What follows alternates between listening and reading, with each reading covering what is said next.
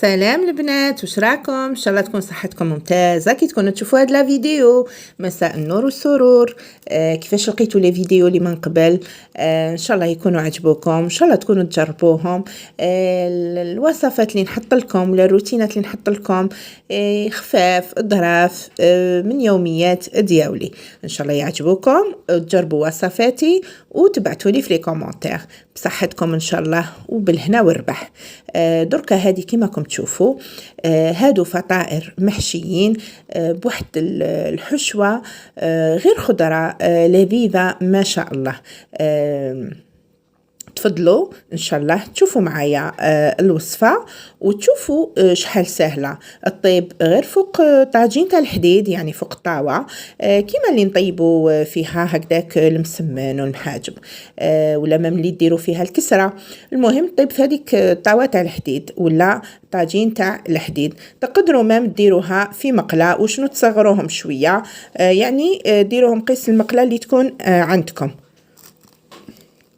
الحشوة اللي راح نديروها اليوم اقتصادية، تقدروا تزيدوا لها لحم مرحي، دجاج مرحي، تقدروا تزيدوا لها المرقاز، نتوما واش حبيتوا.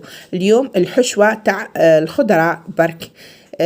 تفضلوا ان شاء الله تبعوا هذه الوصفه، كملوها للاخر وتشوفوا ان شاء الله ديجا كي تشوفوها تجيكم سهله وتجربوها معايا ان شاء الله. نبداو مع المقادير ان شاء الله تاع الحشو ديالنا ولا التكتوكه ديالنا.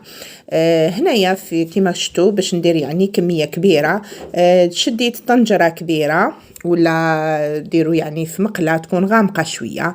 حطيت هنا البصل هذاك الطويل اللي يجي خضر، حطيت معاه الزيت، حطيت كميه من الملح، العكري. نتوما كي طيبوا فلفل كحل حطوا هذا الوقت فلفل كحل.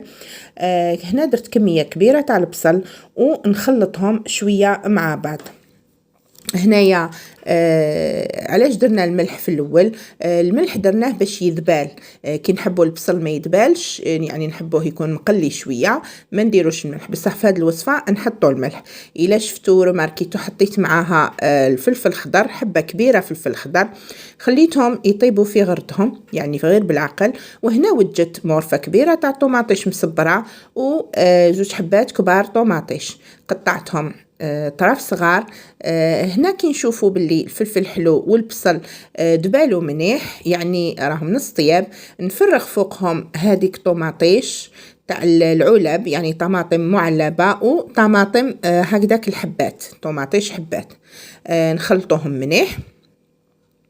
ما نساوش تاني نديروا 3 سنات توم، هادوك حطيتهم مع البصل، نسيت ما قلت لكمش عليهم. نخلطوا الخليط هذا كاملتك مع بعض ونغطوا هذه الطنجره تاعنا ولا المقله ديالنا ونخلوهم يطيبوا في غردهم. وحنا في هذا الاثناء يعني ولا في هذا الوقت نوجدوا معنا العجينه تاعنا. اليوم عجينه سهله، كيما شفتوا هنا درت كونتيتي يعني كميه كبيره، درت 2 كيلات سميد مع كيلة فارينة. هاد الفطائر يجوا بالسميد والفارينة. درت لهم غرفة كبيرة ملح، درت لهم 2 مغارف سكر و 2 مغارف خميرة تاع الخبز. هنا كيما راكم تشوفون نخلط كامل النواشف معايا، نخلطهم منيح. الى رماركيتو يعني ولا لاحظتوا نحب نخدم بالسميد مع الفارينه. علاش هي هذه الوصفه تقدروا ديروها فارينه برك، بصح انا علاش نزيد لها السميد باسكو يعني باش تجي صحيه اكثر، فهمتوني؟ باش تجي صحيه اكثر. هي اللي ما حبتش دير سميد ما ديرش، دير غير فارينه. هنا كيما شفتوا راني خلطت كلش مع بعض. هنا ندير شويه زيت، ما ديروش بزاف. هنا درت نص كاس زيت لهاد الكميه. نخلطوا منيح هاد الزيت مع الفارينه والمقادير يعني اللي كاينين، نطموهم منيح بالماء حتى نحسوا العجينه يعني شاده روحها او ميم طون ماشي يعني يابسه.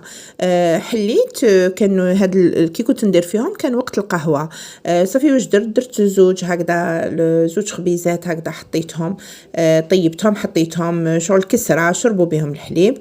سينو كيما راكم تشوفوا درت الهريسه في لاباط الاولى و درت تاني الحشو ديالنا ولا لافارس ديالنا تكتوكه يعني غلقتها دائرة واحدة أخرى تاع العجينة، درتها هكداك بالفرشيطة و طيبتهم. كي ديروهم بالفارينة تاني، هاد الوصفة كي ديروها بالفارينة، هاد الفطائر يعني يجو خفاف بزاف. نكملوهم كامل هكذا، نعبزوهم غير شويه برك باش ما تخرجناش يعني الحشو هذاك باش ما يخرجش من الاطراف. ومن بعد نطيبوهم في يعني في طاوه تاع حديد ولا مقله، يعني مقلاة. نطيبوهم ونقلبوهم تاني، كي نكون نطيبوهم نعسوهم نقلبوهم. هنا راني ندير في واحدة أخرى، يعني حبة واحدة أخرى معاكم، فطيرة واحدة أخرى. هذه حليتها تاني رقيقة أكتر. وصدقوني قد ما يقعدوا هذوك الكريات يريحوا، قد ما العجينة تجي طرية بزاف وتجي خفيفة. أنا كان راح الحال كنت غير نحطوا يعني غير نطيب فيهم باش يوجدوا. المهم كنت نعمر هكذا ونديرهم على شكل دي سوفلي. فهمتوا؟ اللي هذيك الفطائر هذوك لي سوفلي اللي يجوا غير بالفارينة. صدقوني جربوهم يعني هكذا بالسميد، راح يجوكم بنان وصحيين كتر. كما تعرفوا الفارينة تضر شوية، يعني فيها سكر كتر من السميد. المهم كما راكم تشوفوا راني بالحبة ندير فيهم، نعمر، نحل عجينة منيح نرققها، نعمر في النصف السفلي تاع العجينة ونغلقها بالنصف العلوي ديالها ونطيبهم. طيب تاعهم يكون على نار متوسطة، نكونوا سخنا الطاوة شوية. كما تعرفوا راهي طاوة حديد يعني تسخن تمتم. نديرهم على نار متوسطة. كي تحبوا إلى حبيتوا هذا الحشو تزيدوا له الجبن يعني الفرماج، تزيدوا له اللحم مرحي، تزيدوا له كاشر، انتم وعندكم الاختيار كيفاش تحبوا الفطائر تاعكم. المهم هاد الفطائر راهم بدون لحوم، يجوا بنان. تحبوا تعمروهم بالفرماج تاني يجوا مناح، يجوا خير وخير. هادو خفاف، درتهم غير بالبصل والطماطم والفلفل حلو، يعني فطائر صحية واقتصادية في نفس الوقت. نخليكم مع هاد اللقطات، نتمنى لكم إن شاء الله كل خير. مدابية كما كنت قلت لكم في الوصفة اللي قبل هذه تاع كريات الشوكولا بالكنافة، قلت لكم ادعيوا يعني لوليدي راهو يجوز في الباك إن شاء الله. ادعيوا له هو وليدات جميع المؤمنين يا ربي والمؤمنات. إن شاء الله كل أم تفرح وكل أب يفرح بولاده. إن شاء الله كامل اللي يجوزوا البوام واللي يجوزوا الباك يربحوا إن شاء الله، التعب تاعهم ما يروحش هكذاك. نتمنى لهم غير الخير إن شاء الله. دعواتكم ليهم الكل بالنجاح، باش ربي يفرحهم إن شاء الله ويفرح والديهم. مع هاد اللقطات الأخيرة تاع هاد الفطائر اللي صدقوني خفاف بزاف بزاف بزاف، تحبوا تاكلوهم حرين ولا تاكلوهم غير هكذاك، ننصحكم تجربوهم.